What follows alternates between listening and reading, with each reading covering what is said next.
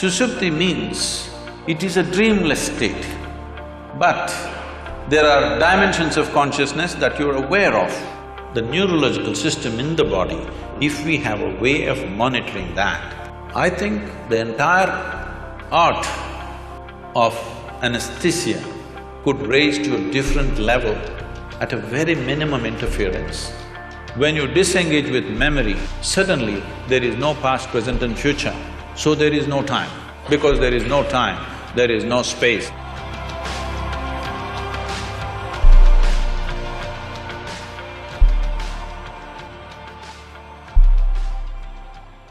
So I'll tell you why this started. 2 years ago, we were in a conversation with Sadhguru, and I asked him, we all know that anesthesia works, but we really don't know how it works, and can you shed some light on it? And he talked to me briefly, and then he said a statement which is, anesthesia, correct me if I'm wrong, Sadhguru, because sometimes I might be wrong, if I'm quoting you specifically, anesthesia cannot touch consciousness, it can only take away memory.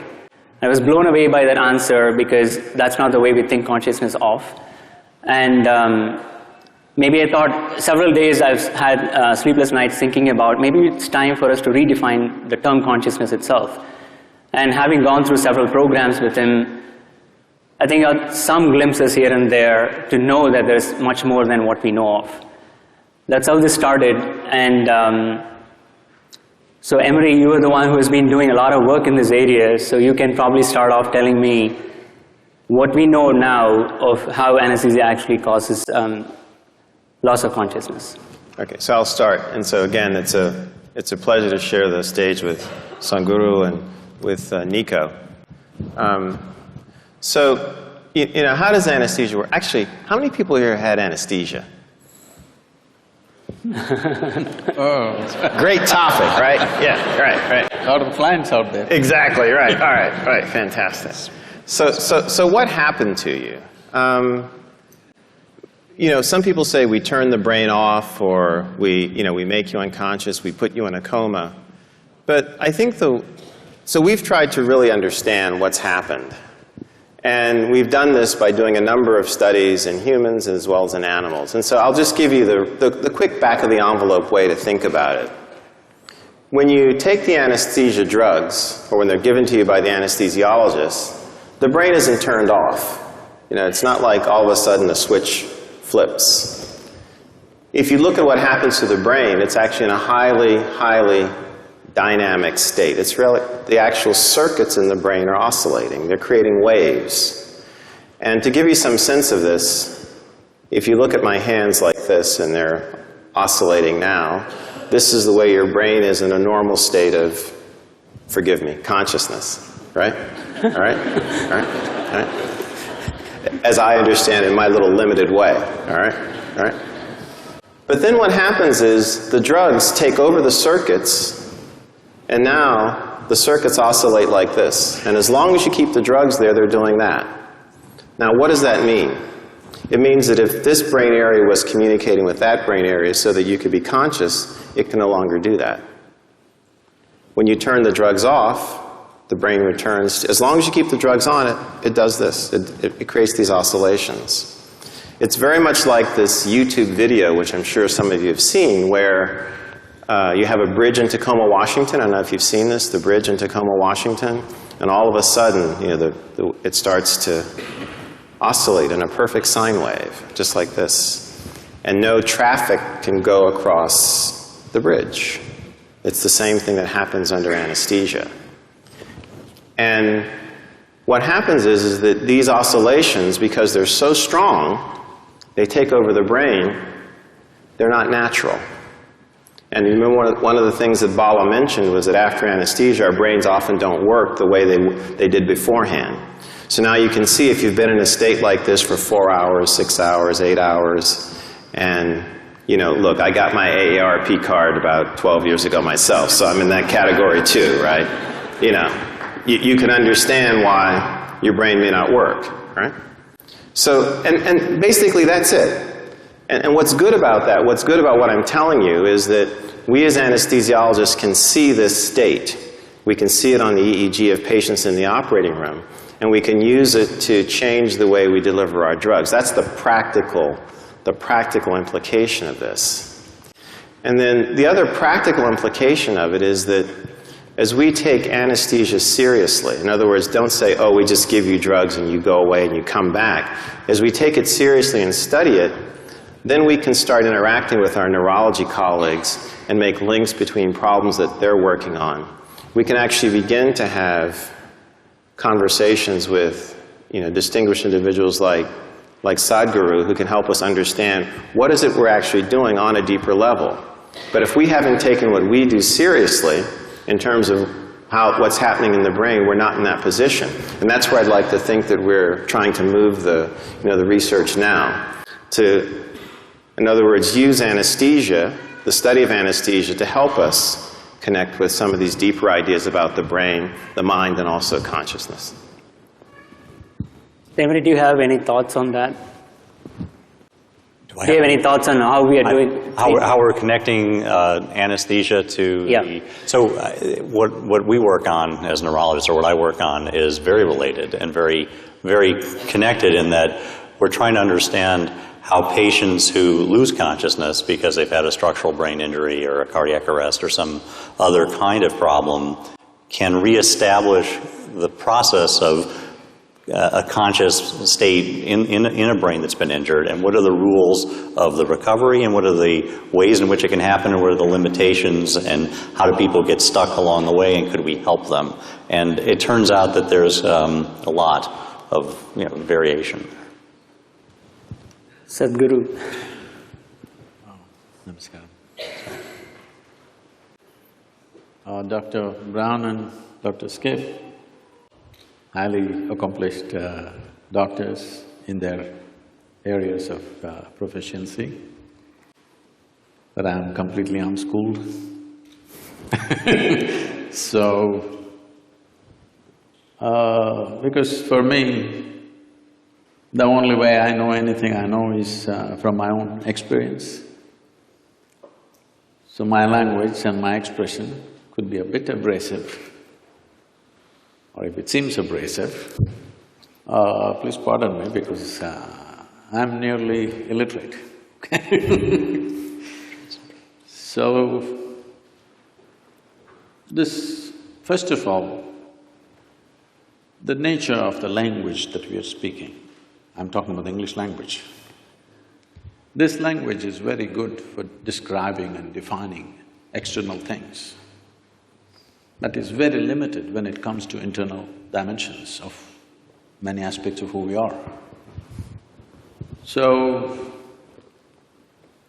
if we have to use yogic terminology for this, what you're referring to as consciousness is considered as jaagrithi, that means wakefulness. We do not consider wakefulness as consciousness. Wakefulness is the state of the body, wakefulness is the state of the mind, wakefulness is the state of the bioenergies within us, but that's not consciousness. What you're seeing as physical body, well, one thing I would like to clarify is, we do not look as brain as a very significant aspect, because we see intelligence is right across the system. Generally, in most people's understanding, I believe, a combination of memory and intelligence is considered as mind. Am I right on this? If you take this as a definition, it is a fact that every cell in our body carries millions of fold much more memory than the entire brain can carry. Because these cells in the body remember even what happened 1,000,000 years ago. It remembers the skin tone of your forefathers from 1,000,000 years, nothing has changed. It never gets confused. So what you can carry in the brain as conscious memory, what every cell or every DNA is carrying is phenomenally more. And the chemical dimension of what is being conducted in every cell is far more complex than you could ever figure with your entire brain. So both in terms of intelligence and memory, the spread is much more. I think this entire focus on brain has come mainly because somewhere, probably pre-Renaissance time, we broke into this because that region, largely we're talking about Europe, where it was hugely dominated by very dogmatic belief systems. When people broke through that, nobody was supposed to think for themselves, everything was already said and done. When people broke through that and started thinking for themselves, thinking little freely looked like absolute liberation for those people. And I think that hangover still lasts in our education systems, in our medical sciences, in the very way we are approaching even fundamental sciences. That hangover, that thought is everything, is very profoundly influencing our social structure and our way of exploration. In the yogic sciences, we don't attach any significance to your thought. Whatever you're thinking, it's of no consequence to me. This is why whatever somebody is saying, we don't listen to them. We just feel them. We just feel them. What is their chemistry, what is their… how they are right now. I don't care what they are saying. This is how… maybe it's an evolutionary problem with me, because I've been in jungles by myself and I've seen most creatures judge you just like this. I think they showed a picture of me having a king cobra. I've been very closely involved with all kinds of creatures, particularly cobras and things. Their sense of our chemistry is so keen. You can just go in the wild and just pick up a cobra. As you saw, I'm not holding him by his head, he's not a pet cobra. He's a king cobra. If he bites you, he won't give you more than 20 to 40 minutes before you're done.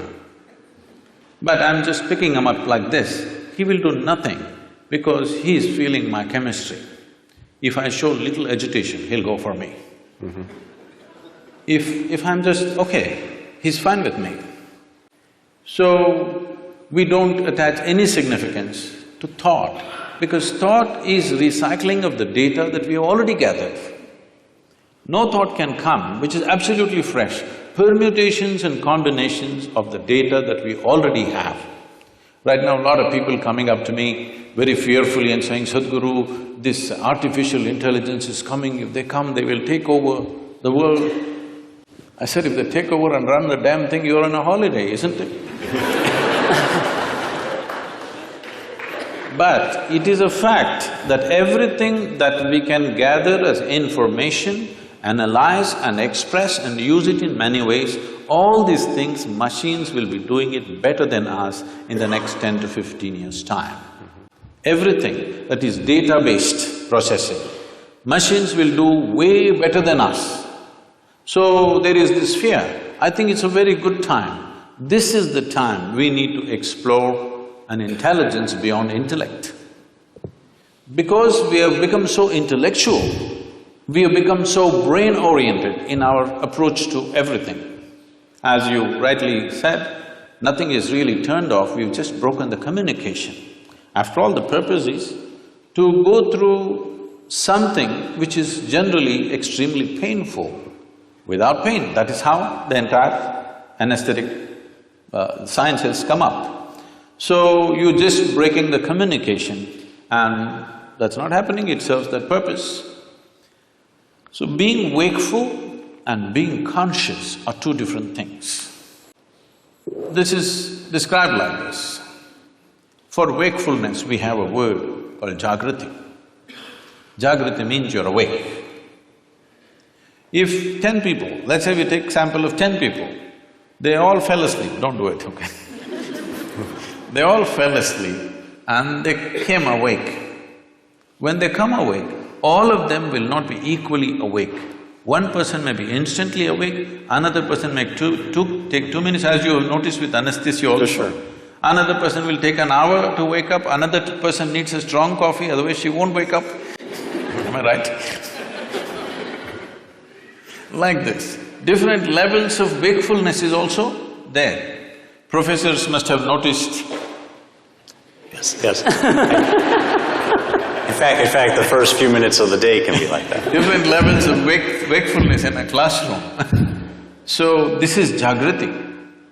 So, we are calling wakefulness as consciousness now. The next dimension of consciousness is called swapna. This means a dream state. A dream state is far more vivid than wakeful state for most human beings. It's like going to a cinema. If you go to a cinema, the key factor of the impact of the cinema on you is turning off the lights. This is something most people don't understand. If you don't turn off the lights, cinema will be no good, it doesn't matter how well it's made. Turn on the lights and watch the cinema, you will see a great cinema becomes nothing. So turning off the lights is important. So turning off the lights in our experience is the eyelids, you down the shutters, the world is off. Now you start your own world.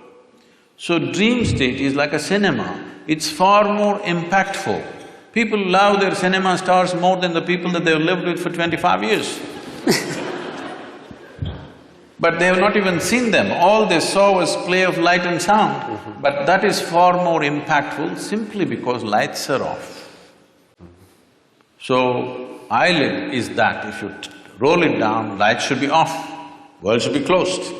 But right now, the problem is this mental faculty has not been taken charge of, so it's running wild all the time with eyes closed. So this dream state is considered a more powerful state than jaagrithi. Jaagrithi or wakefulness is important for performing action in the world. But for human consciousness, in terms of profoundness of experience, dream is always more profound than walking on the street. Yes, most of you have experienced this. The next state is called a susupti. Susupti means it is a dreamless state. But there are dimensions of consciousness that you're aware of. It's a totally dreamless sleep state, but you're aware. There is no picturization, there is no video running in your mind, there are no pictures, there are no people, there are no words, but you're conscious in your sleep. This is a very powerful state. If you really want to manifest something in your life, this is something to be explored. And the next one is called as turya. This is consciousness, where there is no memory involved of any kind. Essentially in the yogic sciences, we are looking at consciousness as an intelligence beyond memory.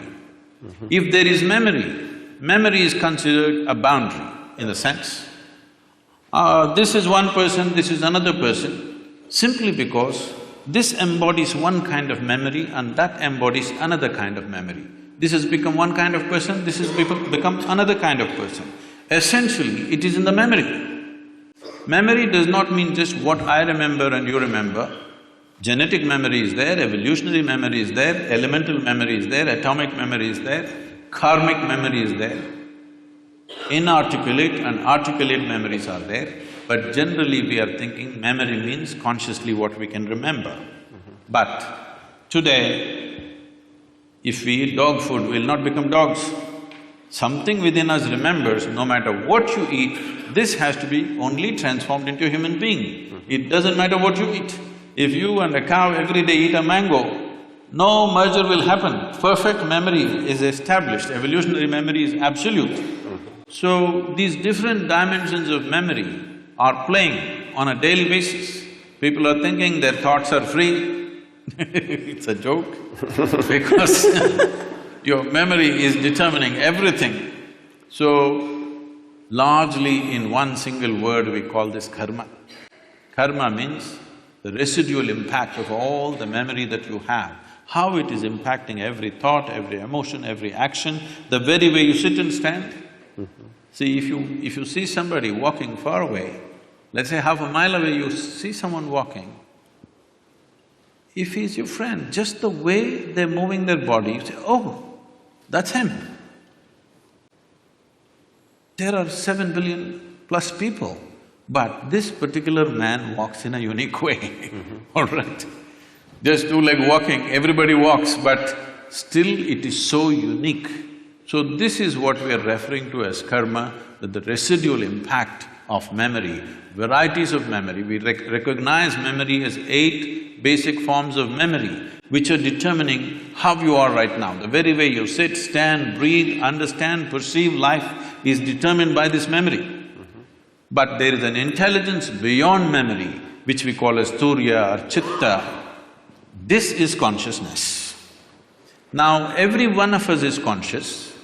The question is only of degree. Even a rock is conscious, a dog is conscious, a pig is conscious. The question is only of degree, how conscious. Even among us, how conscious is different from person to person. So, this degree of consciousness determines everything. Now, if we have to give an analogy, what is memory is like, I'm sure every one of us at some stage in our life, I don't know if you're still doing it, we blew soap bubbles. Did you? Hello? Come on, everybody raise their hand for anesthesia. Did you?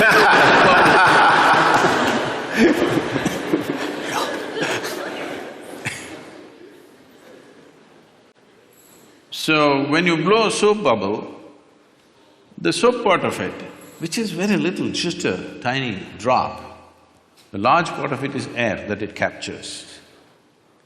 So how big a bubble? When you were children, who can blow the biggest bubble was a big deal. And it's a certain amount of technique. Yes. How you do it. Somebody blew this big bubble, somebody got only this much. So how big a bubble? This bubble is like this. The kind of soap and how it gathers is your memory. It forms it gives it a form. But when the memory bursts, there is no such thing as your air and my air. There is no such thing as your consciousness and my consciousness. There is something called as your body and my body. There is something called as your memory and my memory. There is something called as your intellect and my intellect. But there is nothing called as your consciousness and my consciousness. How much of it did you capture? How big is your bubble will determine the scale of your life. The scale and possibilities of your life are determined by how big a bubble did you blow. Okay.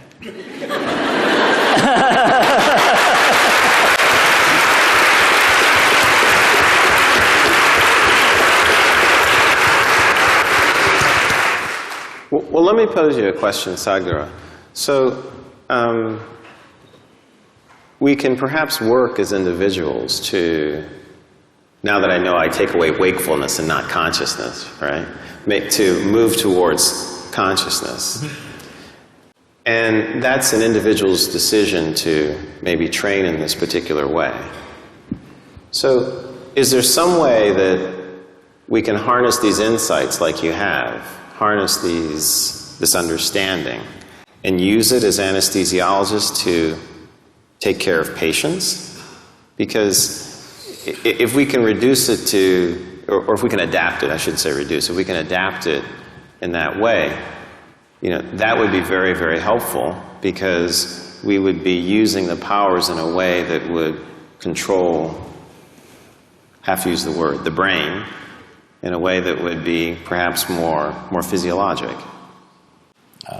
I'm not the expert in the subject, but because you're asking me the question, I'll say something. But you're the expert in anesthesiology, is it? Yeah. I'm sorry. in my simple understanding, anesthesia as a process has come into being in this world, or is existing right now, because there is pain. Pain, when it happens to us, is a bad thing. Nobody wants pain. But at the same time, if there was no pain, most people would not even know how to preserve their own body. See, wherever there is no pain, in how many ways they've cut it. Suppose there was no pain in your nose, they would have cut it in various shapes. It's part of the fashion. If there's no pain at all, believe me, they would have pulled out intestines and swing it on the street and go. You have any doubt about that? None whatsoever. So, essentially because there is pain in the body, and pain is a protective mechanism. Because most human beings still don't have the necessary intelligence even to preserve themselves. If there was no pain, even if a bicycle comes, people step back, don't think this is out of civilization. Consequence of pain. Because no pain, even if a truck comes, they would just walk. Yes, they would. So, because of pain, so pain is essentially a protective mechanism for us. Without it, people wouldn't know how to stay alive, how to stay in one piece, they would have cut themselves into pieces. So, but sometimes, as what is called as surgery, is in some way cutting people up. Sure. So it has become a necessity to cut someone. How to cut them? With minimum amount of disturbance to the system. That's the whole effort. So in this effort, as you said, essentially you're disengaging different parts of the brain. I don't know if it's an exact science or it's generally getting disengaged.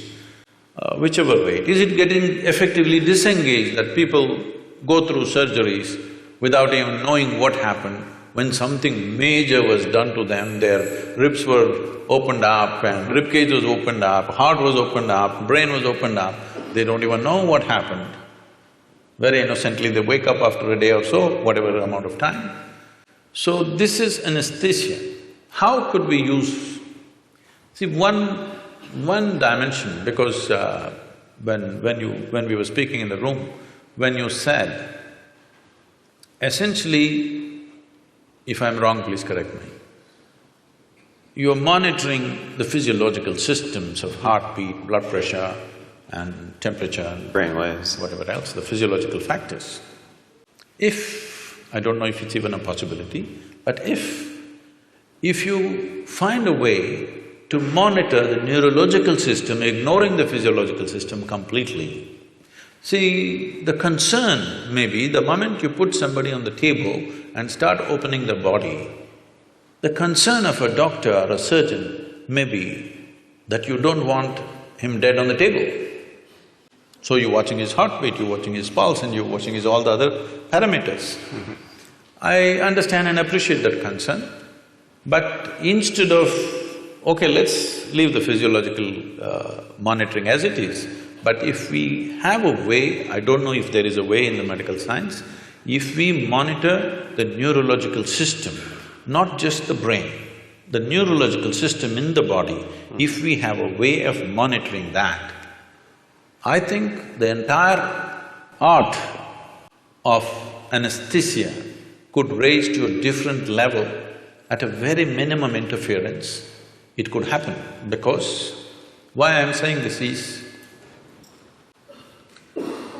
there is something called as marma in yoga and also in what is called as kalari in South India. It's a certain form of martial art. Marma is a way of killing the pain completely at certain moments when we want to, just by touching certain parts of the body, handling body in a certain way. So essentially what we're doing is, the neurological system, we're shutting it off. And there is no pain at all. We can go ahead and do what we have to do, and only when we release it, the pain will come back. So, using that as a basis, I'm saying, if medical science has a way of monitoring the neurological impulse as it's happening, and if there is some way to introduce anesthetics in whatever form that you use, I don't know all the cocktails that are used, but if it is done properly, probably, I'm just guessing, I'm not an expert on this, probably with 2% or 3% of your medicine, you could still have the same effect on the patient. Because how you use any medicine on the body and how you use it on the neurological system, I would say 1% of what you use on the muscle, if you use it on the nerve, it will produce equal effect. But it's interesting because I think what you're saying has contact also with the work that we do in the recovery phase, and there are people now looking very carefully at cardiac and brain interactions. And they do signal some of these changes, and it's suggestive. I mean, that maybe more of the body could be engaged in the way we think and measure, and that makes a lot of sense to me, actually. Can I ask you another question? So I did a little reading about you, and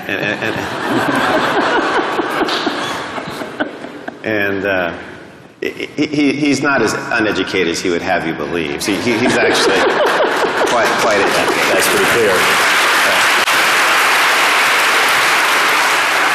And I was curious because I think it was back in 1982 when you had like your first enlightenment experience, I think. And there's a story here.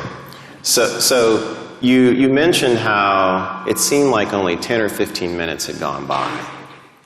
But what had happened is that you'd been out in this state for like maybe 4 hours or so when you came to and looked at your watch.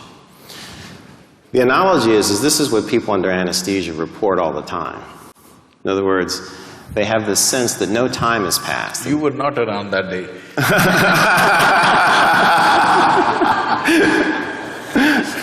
Maybe I'm reaching. But they report a very similar phenomenon, you know, that it seems like they'll wake up sometimes from anesthesia and they'll go, you know, have you started yet? You're done? They're actually quite surprised. So whatever our timekeeping mechanism is, right? It's different from sleep. It's noticeably different from sleep because often when you sleep, except in some rare instances, you have a sense that, you know, time has passed. You know, you went to sleep, you woke up, you know, you may not be able to judge it exactly. But characteristically, under anesthesia, when people come to, they feel like no time has passed. Any thoughts? Mm-hmm. See, our sense of time, the only way human beings know time is by the cyclical movement of things that are happening. If the earth spins once, we call it a day. If the moon goes around the earth, we call it a month. If the planet goes around the sun, we call it a year. Or if the clock goes around, we call it an hour. Mm-hmm. So only by cyclical movements we know time. What cyclical movement means is, all physical dimensions of the existence, from atomic to cosmic, exists only because of cyclical movements. Anything physical in the universe is naturally cyclical. Mm-hmm. So the entire yogic process is just about this, how to transcend the cyclical movement of our existence. Because cyclical movement means we are going in circles. If I tell somebody, you're going in circles, what does it mean? It means you're not getting anywhere. So this is the fundamental ethos, that once you're attached to cyclical moments of life, you're not really getting anywhere, but it feels like you're going somewhere. Today, everybody knows this experience because most of them walk only on the treadmills.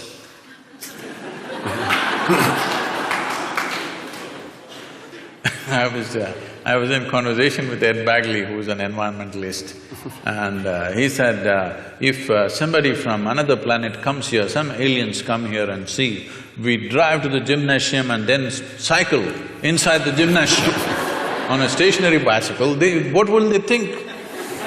Right. So, cyclical movement signifies physical existence. Mm-hmm. Physical existence, as today fundamental physics is talking about it, forever the yogic sciences have been saying this, it is a minuscule of the larger space. Mm-hmm. It is just some 0.000 some percentage, negligible percentage, all of us together, and the planet and the universe and everything. The physical universe is just way below 1% of the cosmic space. That is true even with the individual atom. Even in the individual atom, the substance is way below 1%. So this minuscule is our engagement. How I see in my experience is, it's only the footprint. We are so engaged with the footprint I have been in the jungles of South India for long periods of time. At one time I was involved in tiger census. So for days on end we followed the tiger's footprints. We saw only the footprint, we have not seen a damn tiger. So till you see the tiger, by footprints, whatever imagination you have, tiger breaks it for you. When he growls at you, it's all gone. All the… you studied the footprint, you thought you understood and how he does things, his behavior, everything you understood by his footprints, how he moves, what he does. But when you see him, all this knowledge you gather vanishes in one moment. Fortunately, he didn't make breakfast out of you, but even just seeing him, everything vanished. So right now, we are just studying the footprint. Consciousness, the remaining 99 point whatever percentage that is there in the atom, that's there in the cosmos, this is consciousness. An atom has captured a minuscule of consciousness. You and me have captured the largest amount compared to any other creature on this planet. That's why we are at the peak of evolution, that we have captured the largest. But time we know only because of our involvement with cyclical movements. Once there is no cyclical movement, or in some way if you get disengaged with the physicality of your existence. When I say physicality, everything that is physical about you is accumulated over a period of time, isn't it? Sure. It's an accumulation. Now, everything that's mental about you is also accumulated, the content, I'm saying. The framework may be there, but the content is all accumulated. What you accumulate cannot be you, isn't it? It can be yours, but it can never be you. So once there is a little disengagement with the physicality of what you have gathered, suddenly there's no sense of time nor space. What is now is then, what is then is now, what is here is there, what is there is here, everything gets like this. It's very beautifully expressed. The Adi Yogi, the first yogi, over 15,000 years ago, he said this. People, his disciples, squeezing him, asking, what is the nature of this existence? Where does the cosmos begin? Where does it end? He laughs at them and says, I can pack your cosmos into a mustard seed. Wow. So just make sure we understand. If I understand, the experience that you had that Emery's asking about, and perhaps the experience that might not be passed through in memory and language of the patient in anesthesia from this point of view, would be one in which it's outside of time, maybe interior, as it said in the video, but space has sort of a time-like aspect where present and future are in the same distance. Is that kind of a restatement in any way? This could seem contradictory to what is generally believed in fundamental physics. Modern physics is looking at space and time. The yogic sciences look at only time. There's only time, there is no space.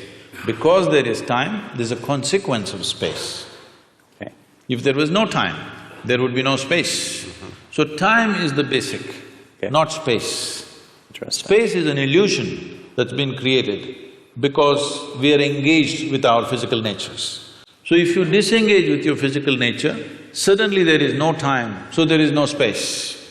So suddenly what is here is there, what is there is here. People think something miraculous has happened, nothing miraculous happened. It is just that you kept your accumulations aside for a moment, that's all. What you accumulated and who you are sat separately. The very basic program, what we're teaching as inner engineering is just this. What we're training people for is, if they sit down here, body's here, what you call as your mind is somewhere else, what is you seems to be little away. Once there is a little space between you and your body, between you and your mind, suddenly there is no time. Once there is no time, there is no space, there is no possibility of space. This needs to be understood. We have a common word both for time and space. We call it kala. Kala means time. Kala also means emptiness. So emptiness means space. So this hall is empty, that means there is space here. We say when the hall is full, we say there is no space here, that's what we mean in a simplistic way. But the same word is employed both for time and space because space is bred by the time. If there is no time, there is no space. Right now we are understanding time as cyclical movements.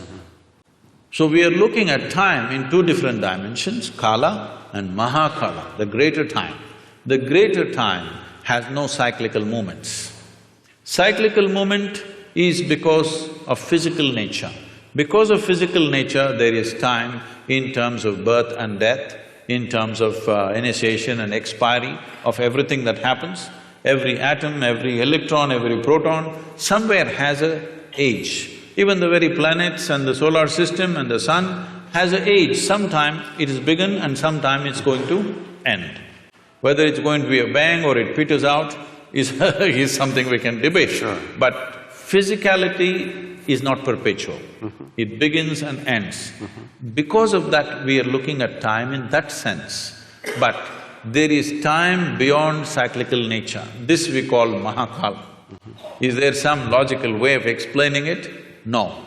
It is just that when you disengage with physical nature, which is the main purpose of yoga, because otherwise, when you engage with your physical nature, you engage with your memory. Your body is just memory, variety of memory. 8 different dimensions we are talking, whether we see 8 or 4 or 1, it doesn't matter. This has taken a particular form only because of memory. It is functioning in a particular way only because of memory. So when we disengage with physical form, we are disengaging with memory absolutely. When you disengage with memory, suddenly there is no past, present and future, so there is no time. Because there is no time, there is no space, there is no distance, there is no possibility of this and that. Since I have you here… I'm yours. No, thank you. Professor Sir. No.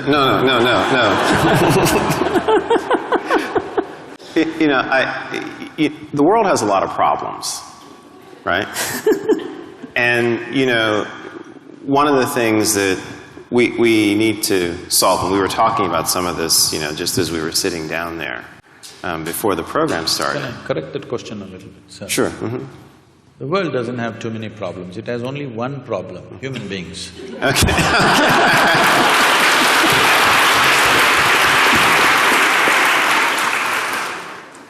So if we could focus on that one issue. All right. What do we do? How do we use, the insights, the understanding, the enlightenment that you have to go after some of these issues? Because they're very real and they threaten us. See, by every definition that we have made, we have defined ourselves as the most intelligent creatures on the planet. These are all our definitions. I don't know if the insects agree with us. But by our own definitions, we are the most intelligent of the species. So our understanding is right now, whoever dominates must be most intelligent. So for which we are paying a lot of price. Whoever is right now in domination, he is the most intelligent. If you go by that, we are the most intelligent. Maybe we are the most intellectual, yes, of all the creatures. But we are not the most intelligent because we don't even know what to eat after these millions of years. Hello? Even now research is going on, what is the best thing to eat? If you put something in front of your dog, one sniff, he knows whether to eat or not to eat.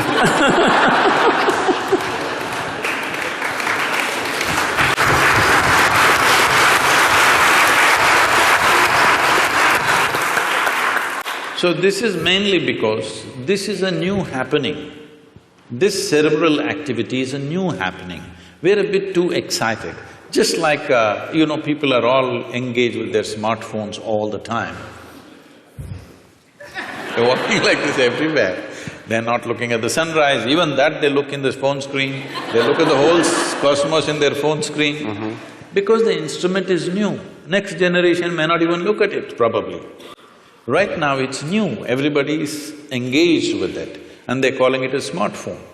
Generally, someone will refer to someone else as smart when they find that person is smarter than them, right?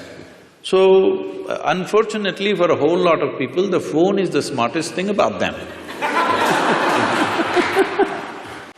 So, this is a new gadget.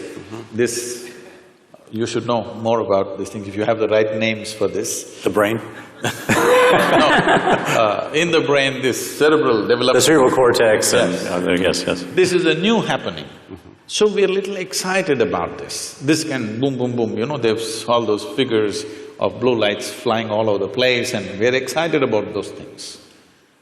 But fundamentally, intelligence always has been, all right?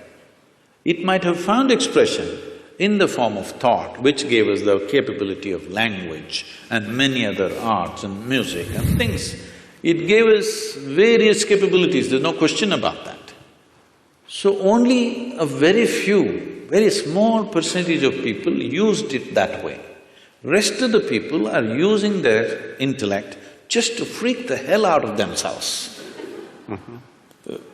You're only handling injuries or you're also handling people going off? I only do neurology. Okay. I'm not board certified in psychiatry, if that's the question. If they're neurotic, you don't deal with them? Not trained for that. Okay. They all come not professionally trained for that. A lot of them come to me. You're lucky. So, this is essentially like you have a new gadget, but you have not read the user's manual. You're doing something with it. Human suffering that you see, human beings are suffering on various levels. As a doctor, you're probably seeing physical suffering in terms of ailments and surgeries and whatever they go through, injuries and stuff. But I'm seeing a different level of suffering. People who have no ailment to complain about, but they suffer deeply.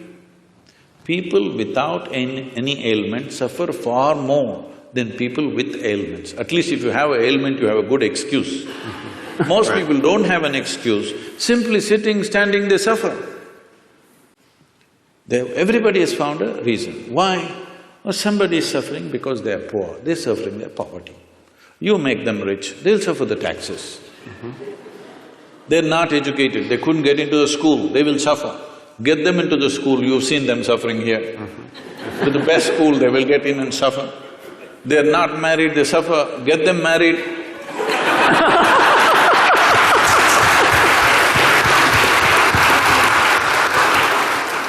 So they're not suffering their life, this is something that needs to be understood. They're not suffering their life. If you ask them what they're suffering, they're capable of suffering what happened 10 years ago. Yes or no? 10 years ago something happened, they can still suffer. And they are capable of suffering what may happen day after tomorrow already. So essentially, their suffering is not about life. They are suffering two fantastic faculties that only human beings have. No other creature has such a vivid sense of memory as we have. No other creature has the kind of fantastic sense of imagination that we have. They're suffering their memory and their imagination, they're not suffering their life, isn't it? They're only suffering their memory and their imagination. If you take away a part of their brain, you definitely know which part it is.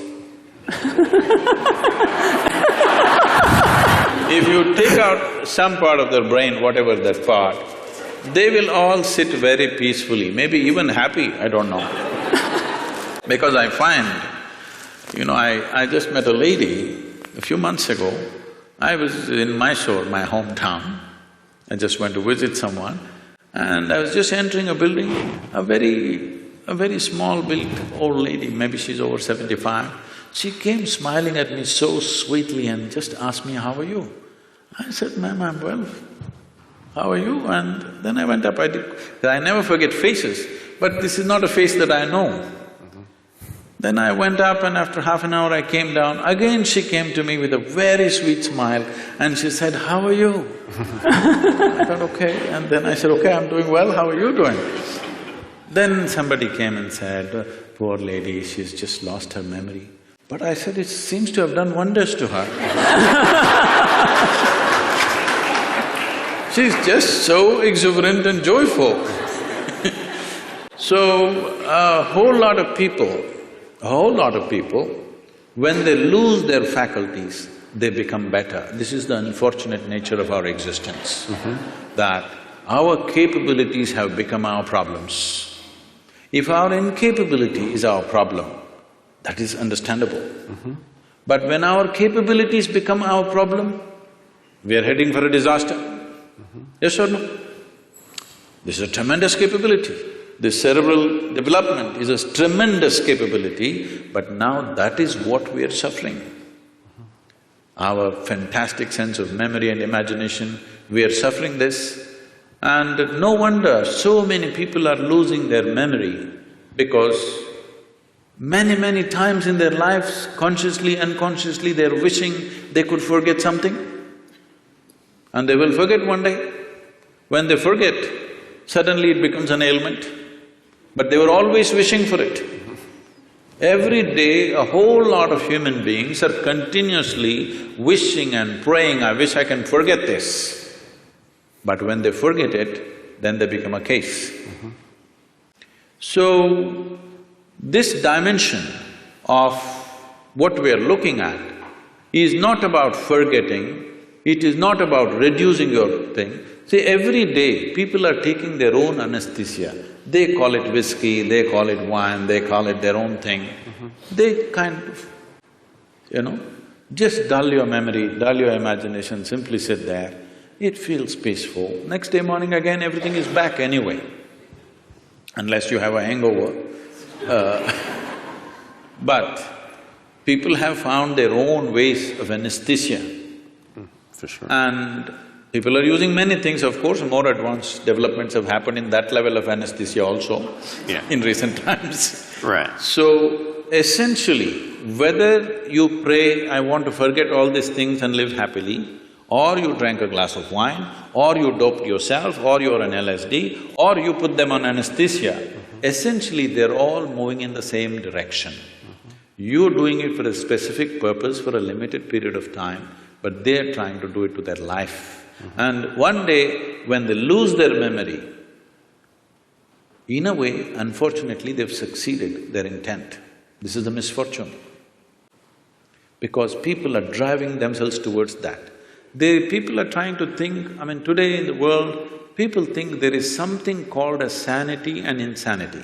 There's no real line there. It's a line that you manage by yourself, with your own discipline and your own perception. Is there really a line called sanity and insanity? Tell me. Is there? See now, it's like this. What you think is normal, somebody else thinks is crazy. Is it not happening all the time? Older generation thinks younger generation is crazy. Younger generation thinks old people had for sure lost their marbles. Everybody is making these judgments. One culture thinks another culture is crazy. So, it is just a line that we artificially create and manage, because we know if we cross that, we will not be able to control ourselves. Even when people get angry, the term that they use is yours always, I'm getting mad, so they know it. So, they know that they've crossed their line. The line is not same for everybody. What is my line and what is somebody else's line is different places people have drawn their lines. Somebody thinks it's all right, once in a way, at least 3 times a day I shout at somebody, it's okay. If I ever shout at somebody, then I will withdraw probably for many years, because such a thing cannot happen. If it happens, I've lost it. So what is your line, where is your line, is something that you have drawn. There is no existential line that this is sanity, this is insanity. There is no such thing. The question is just this, if you're in control of your mental faculties, this is called sanity. If you're not in control of your mental faculties, this is called insanity. Suppose, right now, we can make an experiment with all of them. Can we? Sure. I'll give you 10 seconds. Next 10 seconds, nobody… a simple thing, what you have to do is, you can think of anything in the universe you want. Only thing is, don't think of monkeys for the next 10 seconds. Okay? 10 seconds, no monkeys. You will count millions of only monkeys. So, our faculties are not totally in control. The question is only, how crazy are you? Okay? You are a little more crazy than me. That's about it. But there's no such thing as somebody is absolutely sane and somebody is absolutely insane. What means a lot to me looks like insanity to somebody else. Is it not happening every day? What means a world to you, somebody else thinks this is insanity. What means a world to them, you may think it's insanity. All kinds of things are being done in the world and it looks perfectly normal for that person, it's only others who are making this judgment that he is insane. Only thing is, if what is out of control goes to a point where it causes active harm to himself or to people around him, then we are diagnosing him as totally insane. But there has to be some sort of agreement, and I'll just call it that, so that we can have a functional social structure, right? So, you're saying sanity is a social thing? I'm asking, I'm afraid to assert here. It is so. See, even in terms of sanity and insanity, what is crime and what is not, is a social thing, isn't it? Right. It's a very social thing. So when we're talking about social things keep on evolving from generation to generation, it keeps changing. What you thought was wrong has become right, what you thought was right has become wrong. In one generation it happens, isn't it? So social realities we don't have to debate because it's a flux that all of us create. It's generally called culture. Culture is not something that dropped upon us. What mess we create today is tomorrow's culture.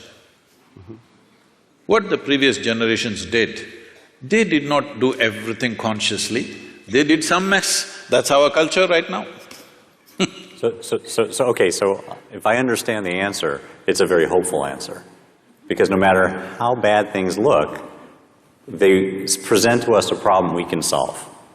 Is that in the next generation? Is that sort of the point? You have teenage children or something?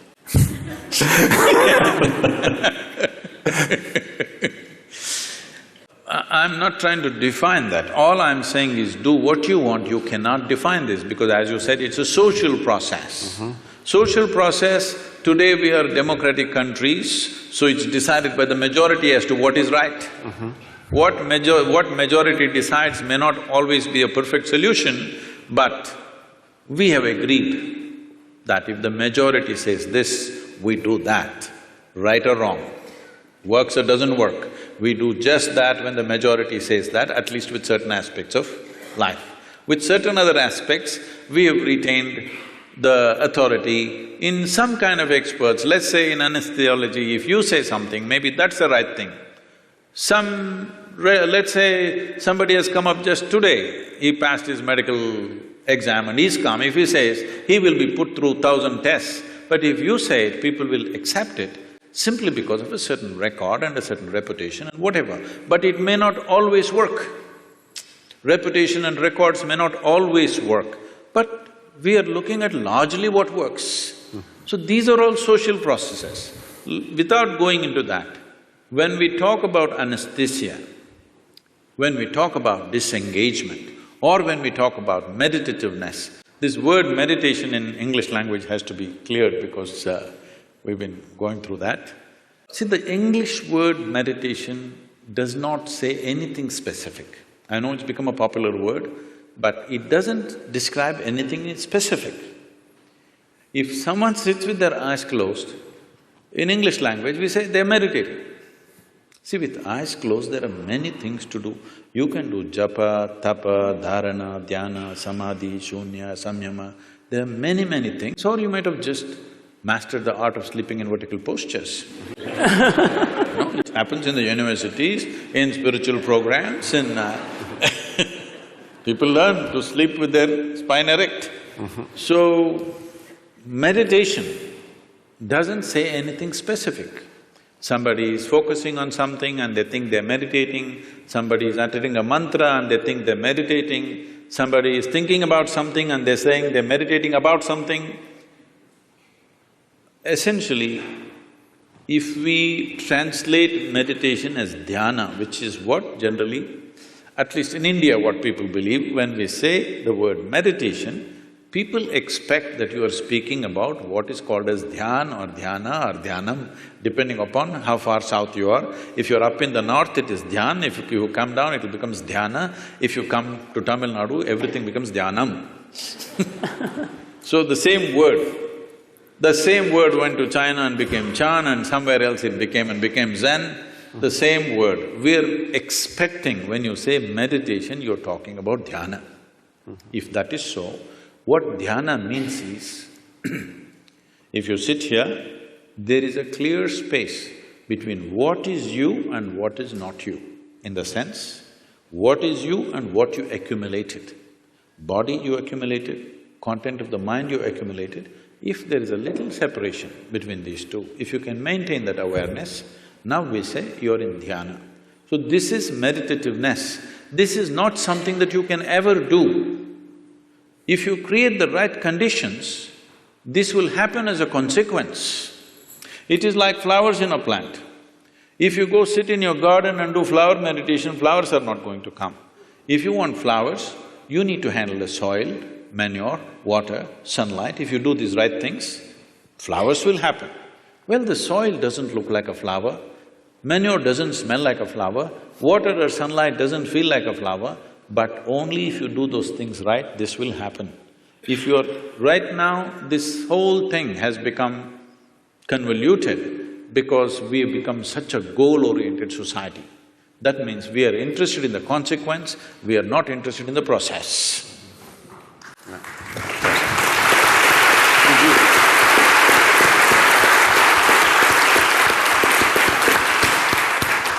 So we have…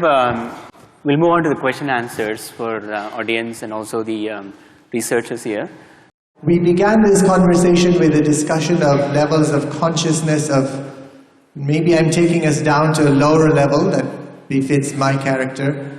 But I'm wondering, one of the things Dr. Schiff you asked is, as people are recovering from certain kinds of processes, maybe they're entering different states of consciousness that science has not yet, learned about. I'm wondering if that theory is necessary because we know about the plasticity of the brain. I think Baki Rita, is that the gentleman who talks about plasticity of the brain and extraordinary things that the brain can do to recover functions in different parts as it's damaged. That's one, and maybe that's a more technical question. I have a larger question for Sadhguru. You spoke very eloquently about memory, intellection, asking us to put those aside. And I'm trying to understand exactly what you mean because I haven't caught it, I'm sorry to say, because it seems to me those are the unique or extraordinary things about us as human beings, right? The fact that we have this historical memory going back to Mesopotamia and beyond, in India, thousands of years, and also as individual human beings, and intellection, which allows us to build spaceships in addition to sit here and listen to you. So I'm not quite sure how you mean for us to leave those aside or place less value on them. I did not talk about devaluing them or leaving them aside. What do you think? Is this planet round or flat? I suspect it's quite round. Really? You suspect it's round? You're not sure? No, yes, I'm sure. It is round, in fact. In fact, I think that is how matter has to collect around gravity. No, don't go there. Gravity is another thing. But today we know it is round. Though, if I walk up and down this place, in my experience it feels flat. But we know it is round. We debated this for thousands of years, all right? But we couldn't figure it. But it became very clear to us only when we took off. We created some distance from the planet. You flew up there and looked very clearly, it looked round. You went and stood on the moon and looked around, 100% it's clear it's round. So what gave you this clarity is the distance. When you were in it, you thought any number of ways but you couldn't figure it. But the moment you had distance, you had clarity. So only in that context I said, you must know how to keep your accumulations aside. If you're carrying a bag, when you don't need it, you must be able to keep it aside. If all the time if you carry it, it'll become a torturous process. That's what is happening to people.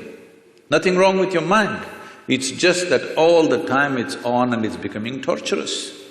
Not knowing how to do, they're sozzling it out with alcohol or drug or something else. Essentially, they are unable to bear the activity of their own mind, isn't it? If they could keep this bag aside for some time, all we have accumulated, it would be nice. You won't lose it, because nobody's going to pick it up and go. It's there for you, but once there is a little distance, you have an absolute understanding of the nature of what it is, only then you can handle it the way you want. Right now, you're handling both your body and mind accidentally, accidentally. When you do things accidentally, anxiety is normal, and that's what is happening. Because everything is accidental. Because there's no clarity about anything. Because the nature of intellect is such. If I ask you, would you like your intellect to be sharp or blunt? You must choose right now, I'm going to bless you. Sharp or blunt? Sharp. Sharp. So you understand, intellect is a cutting instrument. It's like a knife. The sharper, the better. If somebody is very sharp, you will say, oh, he's a razor sharp. Intellect, very sharp. So cutting instrument. Cutting instrument can be used for dissection. With dissection, we know many things. Did you do science in your high school? You cut open that frog and saw how the heart was pulsing. The frog didn't think much about it, that's another matter. But you came to know so many things in this world. Slicing a human body, slicing a flower, slicing an atom, we discovered so many things. But is this a complete way of knowing? Can I know you by dissecting you fully? Is it possible? Maybe I will know you better by including you, by engaging you, rather than dissecting you. By dissecting you, I may know your heart, liver, kidney and spleen, but I will not know anything about you. Only by inclusion I know. So, you are using a cutting instrument, or let's say you take your knife and try to sew your clothes, you will have tatters. So this is what is happening with approaching everything intellectually. Everything is going into tatters. We are trying to sew with a knife, it's not going to work. There are other dimensions of intelligence. We, in the yogic way of looking at things, we look at human intelligence as 16 parts. Out of the 16 parts, to make it simpler, we can make it into 4 categories. It's called buddhi, ahankara, manas and chitta. Buddhi means the intellect, it's the front end. This is essentially a survival kit. Without your discriminatory intellect, you wouldn't be able to survive on this planet. You have to discriminate. Now here a deer came and here an elephant came, you should know which way to go, otherwise you wouldn't survive. Discrimination is constantly on, which is keeping you alive right now. Otherwise you wouldn't know whether to walk into the… whether to walk on the sidewalk or in the middle of the road, you wouldn't know. So there is a discriminatory process which is keeping you alive. It's a survival instrument. Without it, you cannot function. How does this survival instrument function? What is its nature? We will not go too much into that because they're timekeepers. But it is something that everybody knows. The next dimension is called ahankara. Ahankara means identity. What kind of identity you fix That is how your intellect will work. Right now you sit here and say, I'm an American. This thinks and acts like an American all the time. Or I say, I'm an Indian. It thinks and acts like an Indian. In India, there's a classic thing happening in our own generation. It was all one nation. Somebody drew a line and said, this is India, this is Pakistan. Suddenly, some line that somebody drew and nobody knows where exactly the damn line is, still the dispute is going on. All right? But suddenly, if you're on this side, you have one kind of emotion and thought, if you're on that side, you have a completely different emotion and thought. Just a piece of cloth, I mean a flag, if you look at it, tears will come to you. People are willing to live for it and die for it, all right? So that is how it is, identity. The moment you identify with something, your intellect serves that identity, always. If you say, I'm a man, it always functions as a man. If you say, I'm a woman, it functions that way. If I say I'm this or that or whatever, race, religion, nationality, anything, the moment you identify with something, your intellect is striving only to protect that identity and support that. That's how your intellect is functioning. In modern societies, we've done nothing about this. People are getting identified with football clubs. They're nations by themselves. Yes? Oh, yeah. Football club is a nation by itself. People are willing to fight for it and die for it. Because we have not cultured an identity. When a culturing an identity means, in India there was a system, now unfortunately it's largely gone, though still some part of India still has this. First thing before we start education, it's called Vidyarambham. Before you start education, the first thing is, you must take an universal identity, cosmic identity. Only then education is given to you, because education is empowerment. You should never empower a limited identity. If you empower a limited identity, violence is a natural consequence of that.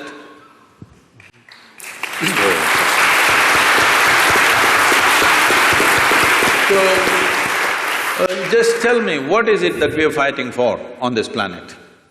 My identity versus your identity. It may be race, it may be religion, it may be nationality, it may be region. Essentially, my identity fights with your identity because I'm identified with this, you're identified with that. So, before you empower a human being with education and knowledge, first thing is you must fix a cosmic identity for that person. This used to be called as Aham Brahmasmi. First thing is a child must say, my identity is cosmic. I belong to the cosmos, not to these parents who are sitting with me right now. I love them, they have nurtured me, but my identity is cosmic. The child has to utter this.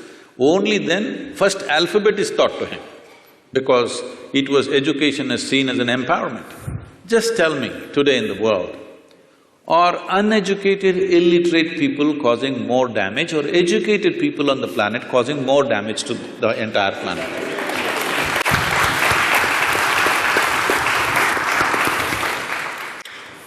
So, it is just unfortunately, empowerment is happening without fixing the identity.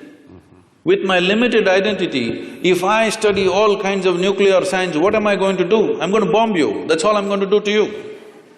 What else will I do to you? That's all I will do to you because this is my identity. You stand against me, suddenly I have to do something about that. So whatever capability I have, I'm going to use it. That's what is happening. So identities have not at all been worked at, that's a big problem. But intellect functions according to your identity. If you have to continue the analogy, intellect is like a knife. Is a knife, suppose we don't give a knife to a child's hand. Why? Knife is not dangerous. Child's hand is not steady, that is the problem, isn't it? You are in the surgery rooms all the time. Tell me on this planet, are knives taking more lives or making more lives? Hello? Really, it's taking more lives? Are you a surgeon?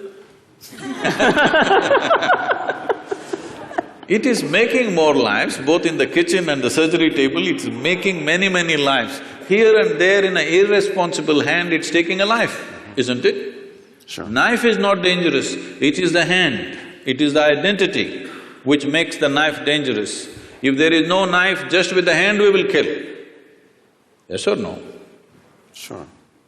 So the third dimension of intelligence is called as manas. This manas is the silo of memory, which we were talking about, 8 different dimensions of memory: elemental memory, atomic memory, evolutionary memory, genetic memory, karmic memory, inarticulate memory, articulate memory and conscious memory. 8 dimensions of memory, everything that's happened from the beginning of creation here on this planet, from amoeba to now, everything, the memory of it is there in the body in some form. And every day you're using this memory in an unconscious way. You're using this memory, otherwise if you forget one day, suddenly you may start going like a reptile. No, it remembers the entire evolutionary process. And do not underestimate this. Now that you also said the planet is round, a simple thing with 2 legs, to walk on a damn round planet which is spinning is not an easy thing. Do you know how much is involved? The physics of it is very, very super complex. Those of you who are on binges of alcohol, you understand how difficult it is to walk on a round planet. Or if you have a vertigo or something, then you understand. Because it's a very, very complex process to walk on a round planet which is spinning. But we are doing it effortlessly because of this evolution. It's not a simple thing. Moving from 4 legs to 2 legs is not a small development. A whole lot of neurological development has happened. Only because of that we are able to walk on 2 legs. So now this memory is acting all the time, and the access point is the identity. How you are identified, that is how you choose the memory. Whatever kind of memory, both of us may have same kind of memory, but if I am identified one way and he is identified another way, we will choose memory differently, organize memory differently and act differently. For the same education, aren't people going different ways? In the same house, 2 children are born, same genetics, same food, same school, are they not going in like this? Because depends on what kind of identity one has chosen. This disciplining or limitless… setting a limitless identity, not a small limited identity, must happen at an early age. If this doesn't happen, our intelligence will work against us. That's what is happening in the world today. The 4th dimension of intelligence is called chitta. This is unsullied by memory. This is an intelligence unsullied by memory. There is not an iota of memory in this. This is what normally in English language is passing off as consciousness. So, where there is no memory, there can be no boundary. Memory is the basis of boundary. This is me and that is you, this is my memory versus your memory. This is me and this is a table, this is only by memory. If there is no memory, there is no boundary. So going beyond those states of memory is necessary for every human being, whatever capabilities you have right now. Because of our explorations, our knowledge, our science, our technologies, well, this is what is eating up the very basis of our life also, isn't it so? The planet is going away. We have no solution for that, but we're going on simply because we have explored bits and pieces without grasping the entire dimension of what it is. Consciousness means that you went beyond the boundaries of your memory and grasped life as it is. Now it doesn't matter how much knowledge you have, you will do what is needed and nothing more than what is needed, and that's what needs to happen in the world.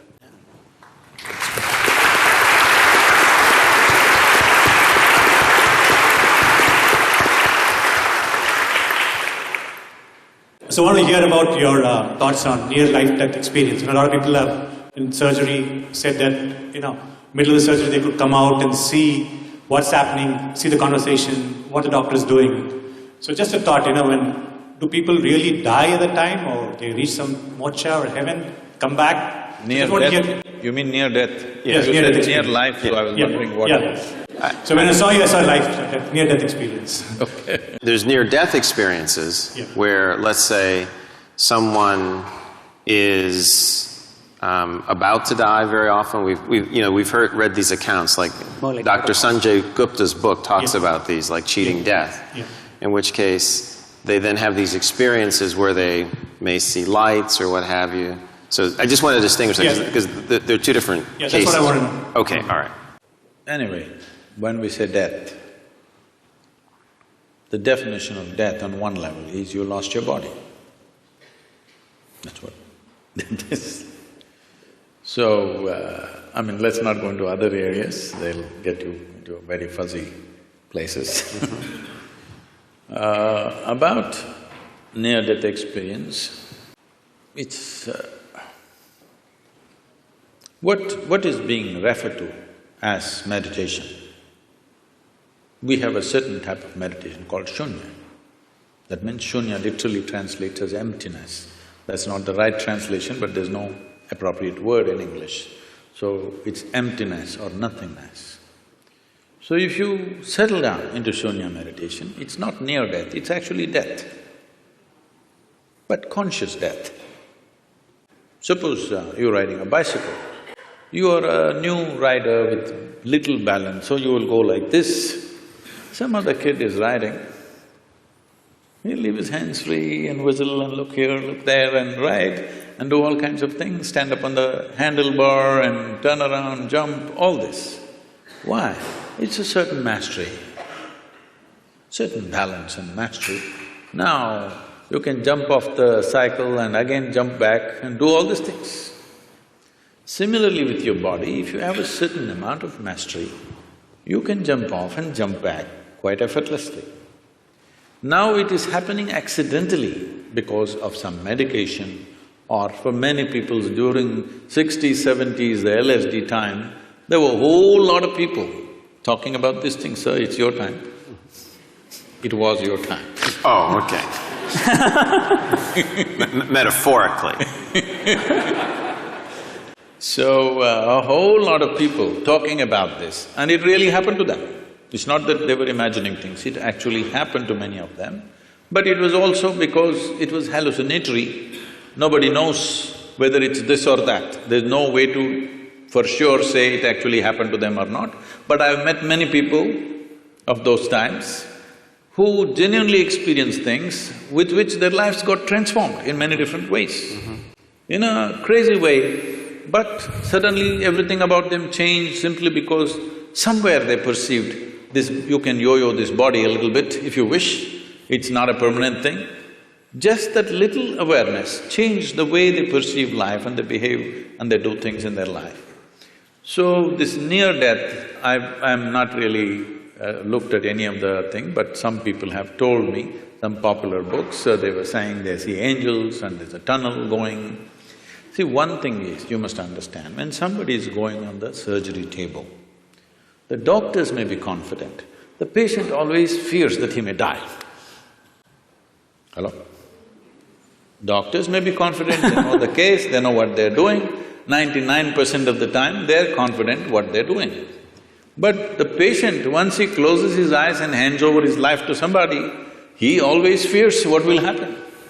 So every small thing he thinks is death. It happens to people. If you put a gun to somebody's head and just shoot and miss them or it's a blank, they almost died. Near-death experience, they'll blank out for some time and then they come back. They really think they went away and they came back. And they saw the scene also from the top, because that's because of the Hollywood. So, human mind is capable of creating many dimensions of experiences. It need not be construed as death, it's life. First of all, anyway, I'm coming out with a book on death, an inside story. I'm doing this for 6.5 years, it's not complete yet.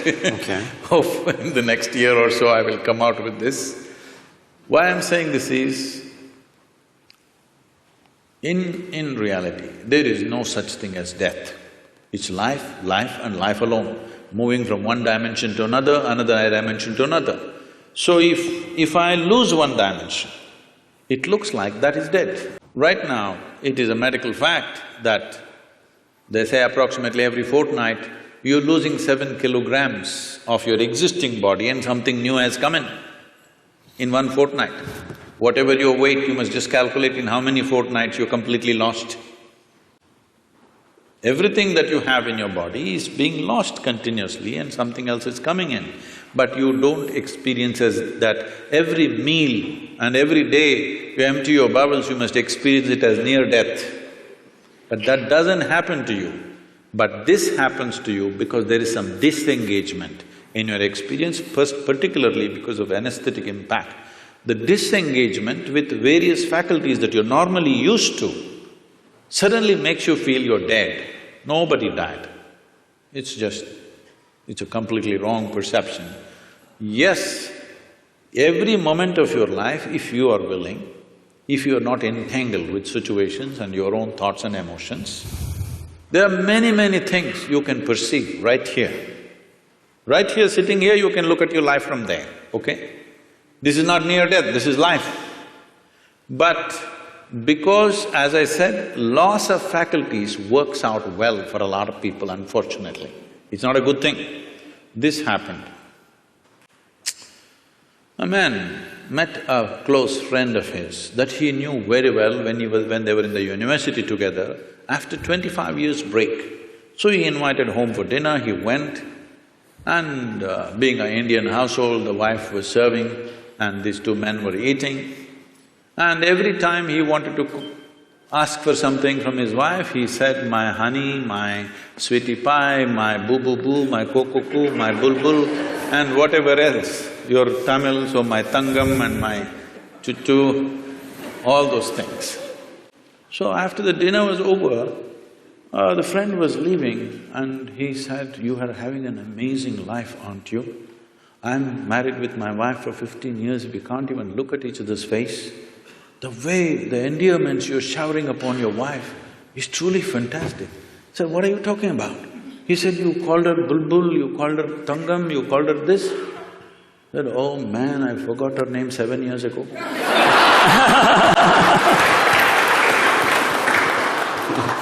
Loss of faculties, unfortunately, work very well for a lot of people because they're suffering their faculties.